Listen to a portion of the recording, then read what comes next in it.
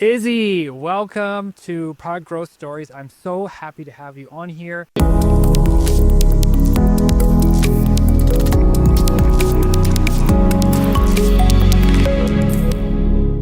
And to give you and to talk about your story with Tidepool. First of all, Tidepool is like the coolest product I've ever heard about. Can you just explain what it is and what it does? Oh my gosh, Jam, thank you so much. I am thrilled to be here. This is my first ever podcast. Please forgive any mistakes I'm about to make, but I will not make any mistakes talking about Tidepool. It is my most favorite topic. So Tidepool is an absolute unicorn of an organization, meaning that it's rare, not meaning that it's worth billions of dollars. So we are a diabetes medtech nonprofit, and we are focused on really building tools that enable better care and treatment for people with diabetes, as well as allowing patients to own their own diabetes data. We've been a huge partner for what's called the DIY community in terms of people with diabetes, building amazing technology because they got tired of waiting for industry to do it for them. It's just the most amazing organization I've really ever been a part of. We've got two primary product lines. I have the ultimate pleasure of overseeing sales of one of them. And I also oversee fundraising when I'm not selling. So all things point-to-point revenue generation in some way. Yes.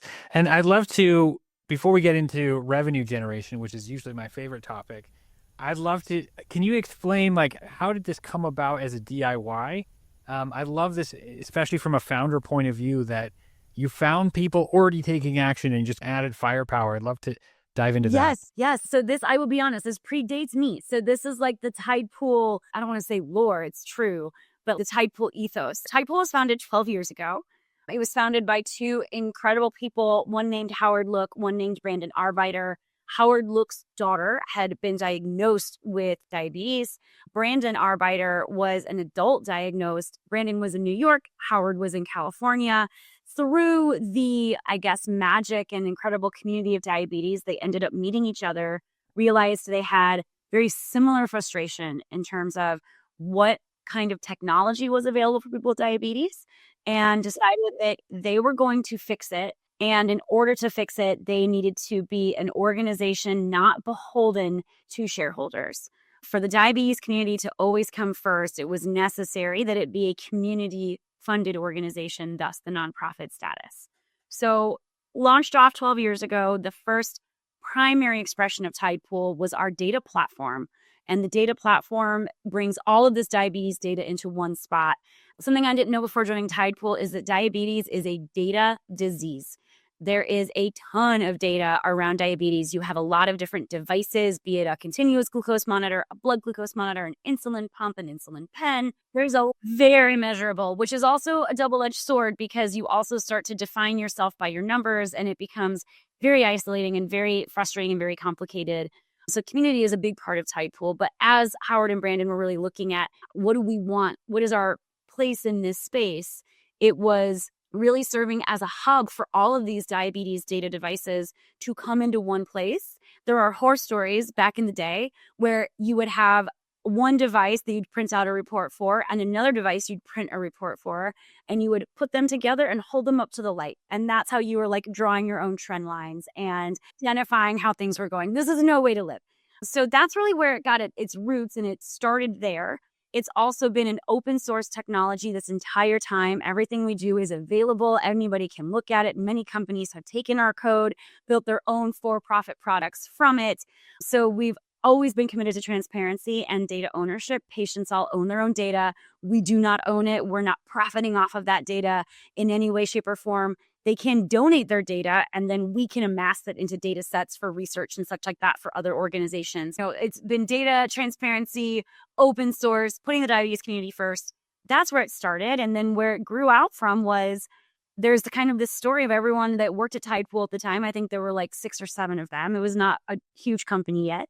And they looked at each other and realized they were all utilizing the same DIY technology for their insulin dosing because the products available at the time weren't really hitting the mark. And so some very technical, savvy people in the diabetes community built out what is called DIY Loop. And it was having the insulin pump talk to the CGM and do dosing in the background so that you actually had some freedom back. And its algorithm was incredible in terms of the outcomes, and the amount of time and range people were seeing from this algorithm was incredible. So, like, for those of us that aren't in the diabetes community, this means that you had like multiple devices measuring how the performance of your medication was doing and helping you like adjust the dose so you feel better the next day. Because you have an insulin pump on your body, potentially, and you have a monitor, CGM, that is on a minute-by-minute basis understanding what's happening in your body, and then it's communicating with your insulin pump so that they're talking to each other, they are predicting where you're going to go, what you're going to be needing, you're telling your pump what you're about to eat and entering carbs. And what kind of carbs are they? The kind that are going to be a quick shot like a candy bar? Is it like eating a pizza? That's a little bit different. So it's a whole thing. Yeah, exactly. Like the Thanksgiving dinner is very complicated. But all of this to say, Tidepool did exactly what you said. I love what you said there.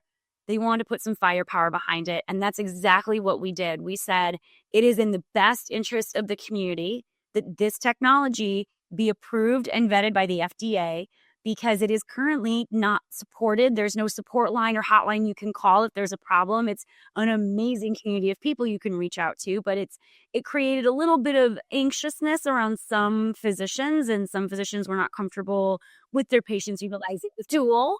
And so there was a little bit of fear there. It also made it not as accessible. You had to know somebody who knew how to build this for you, right? It's super technical.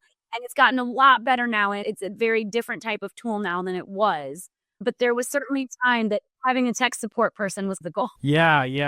I'm sure that's really daunting. And what percentage of people have diabetes that are also super nerds? It's not like the Venn diagram king. Probably, yeah. But yeah, so Tidepool took this through the FDA. We got it cleared. And it is launching commercially on the Sequel Twist pump very shortly. That's already actually launched into human use. It's in its final testing stages. And it will be powered, the first ever pump powered by Tidepool Loop. They took our algorithm. We worked with them on it. They have their own tweaks that they have made. So it is the Twist Loop algorithm that is powered by Tidepool. And we just couldn't be more proud. And it's been an amazing journey. That's amazing. So I can't believe that you made the model work. It's like ideal, really. And so then you managed to get past FDA approval. It's launching. And I think that brings us to, how does sales work in a nonprofit? For those that don't know, I think a lot of people assume nonprofit means there's no money involved. Usually it means there's less money involved, but not none. Can you explain how that works? Yeah, I always tell people no money, no mission. And that's true anywhere. Like any organization, we are a software company. We employ incredible designers and product teams and software engineers and QA. We need all of the same things that any for-profit tech company would need. We happen to be a nonprofit organization, which means that if things go very well at the end of the year, typically that just flows right back into R&D, right into the organization in some way. There's no shareholders to pay out. But in terms of the mechanics of what does it mean to run an organization and to be a healthy organization, it's very similar to being a for-profit. You need to make sure you're hitting your bottom line and that your expenses are in check.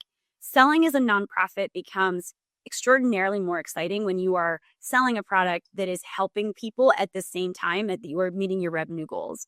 So the product that we sell is our data platform, and we sell it specifically to health systems. So there is a kind of a base version of our data platform that is available at no cost for any patient. From a clinician standpoint, what we were finding is that base version did not offer the right tooling that clinicians need on a day-to-day basis to really manage their patient populations. And healthcare systems at the moment are enormously squeezed. The entire industry is operating on razor-thin margins. So any tool they're going to bring in is going to have to help them optimize their workflows, help with clinician burnout, right? Give the clinician something less to think about, not something more. And it's going to have to be easy to use, easy to adapt, and something that the team is going to really be excited about by the end of the day. So there's a lot going into it. This platform, if I think about the commercial world, it's like the enterprise version. I'm wondering, is that more for doctors or is it more for entire hospital systems to manage at a larger level the overall health of people with diabetes, or is it both? Or can you explain that part? Such a good question, Jam. Diabetes takes a village. And if you're seeing a primary care provider and you have diabetes, you might, depending on what, there's type 1 diabetes, type 2 diabetes. If you live with type 1 diabetes, you probably have an endocrinologist who's a specialist. And so you're going to see them in addition to your primary care. If you live with type 2, you might only really be seeing your primary care. But if you are a type 2 person who then becomes pregnant, now you are also seeing an OB-GYN and maybe a MFM, maternal fetal medicine. And so now that's a different layer because not only are you in a higher risk state, you are also living with diabetes. So there's a new kind of area that needs to be tackled there. It's not just the pregnancy. If you are a person living with diabetes and you need to have surgery, that needs to be monitored throughout your surgery. You need to make sure that everything is handled the way a dangerous, risky surgery would be handled with the layer of diabetes. So kind of everything that you do has this extra layer. So the way that our tool works is we are very applicable to many offices throughout an entire enterprise because so many different providers are touching people with diabetes. It might not be in a long term, right? It could be very temporary state sometimes, but it's prevalent that diabetes management is typically a very big quality indicator of an entire health system because it is such a massive and big disease here in the United States. Yeah, amazing. And as we look at the revenue side of things, something I've never figured out how to do is to sell into hospitals. How does that work? Yeah, it's a funny question. It's a lot of patients. Hospitals don't move quickly. They are big institutions. They typically don't move quickly. Now and then we're surprised, but we go into every conversation assuming it's going to be for the long term, and it should be. We're dealing with real live people. We're dealing with health implications. We're dealing with PHI and HIPAA and making sure that everything is as it should be. It takes a lot of time. So in addition to just proving out that our products can be helpful in the ways we think it can be, we then have the additional next step of all of the IT security assessments, right? You keep seeing all these different breaches throughout health systems. Security is at an all-time high in healthcare. So making sure that we pass with flying colors, none of those breaches are ours. But there's a heightened sensibility there or sensitivity there. So we want to make sure that we are checking all those boxes for our health system.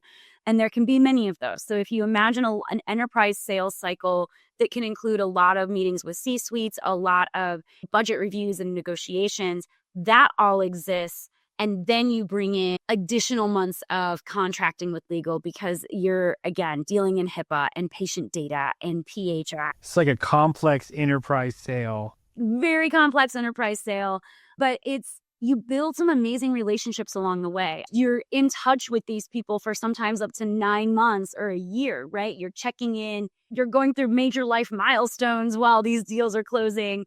I don't know that I can even imagine a sales cycle that is a month or even less because it feels so temporary. These are deep relationships. You get to know these people. You understand the ins and outs of their workflows and of their systems.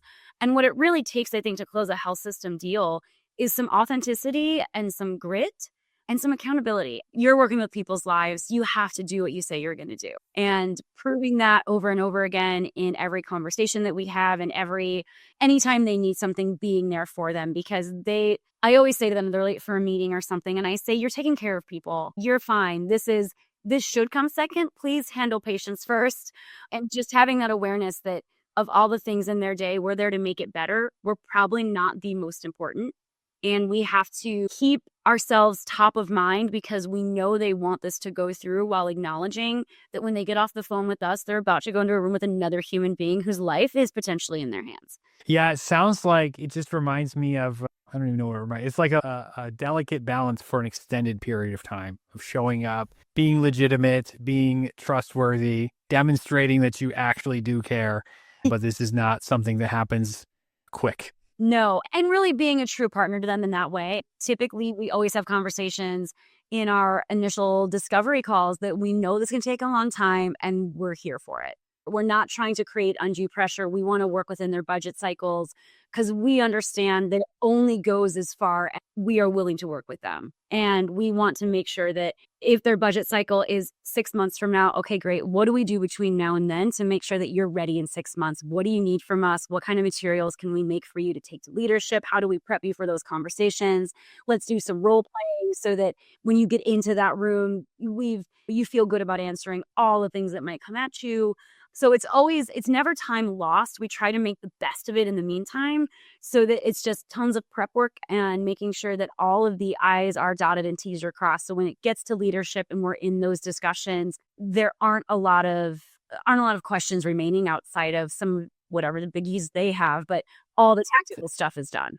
I feel like you hit on a really good sales principle in general, that you're really adapting to their needs. And I think a lot of sales folks think, if I keep following up, isn't the fortune in the follow-ups, but they might not be ready to buy next week. It doesn't help you to keep. You're preaching to the choir. Fortune is in the follow-ups. You're not going to get very far if they fall off the radar. I think that what I always train my team on is they wanted to get back to us, and guess what? A patient walked in. Right? We have to imagine ourselves in their shoes. Think about the friends you forget to text back, and they're your friends. Like, they're your friends and they sit unread for 2 days or whatever. So if you think of yourself as a healthcare clinician, you've got all these things you're juggling. You have a real life outside of the hospital. No, it's never personal. Unless I hear them tell me go away, we never go away. The other big thing that actually is from me, I always tell my team, we go until no. And that was actually a fundraising principle from my years of fundraising. Same exact thing. You can't assume that a non-response is a non-interest. You have to assume that they got busy, something happened. There's a point of diminishing returns where you just say to them, I haven't heard from you in a while. And you know what? If I don't hear back this time, I'll assume it's not the right time. And that often will encourage a response. I just did this a couple weeks ago where I realized there were some systems that I just had not heard back from. And so I said, you're busy. I'm not here to bother you. If this was not a good time, then no problem. And most of them replied and said, I'm so sorry. Let's snag some time. It's just been crazy. And so you let them self-select back in. It's very delicate. There are so many comparisons to dating all the time, right? Between sales. Do I text back? Am I too much if I say something? But you have to be bold. You have to be bolder than you think you need to be.